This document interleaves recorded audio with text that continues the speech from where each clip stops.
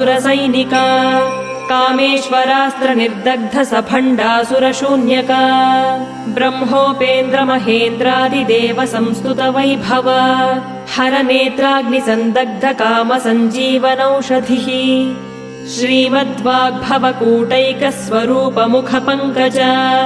कण्ठाधः कटिपर्यन्त मध्यकूट स्वरूपिणी शक्तिकूटैकतापन्न कट्यधो भागधारिणी मूलमन्त्रात्मिका मूलकूटत्रय कलेवरा कुलामृतैकरसिका कुलसङ्केतपालिनी कुलाङ्गना कुलान्तस्था कौलिनी कुलयोगिनी अकुला समयान्तस्था समयाचार तत्परा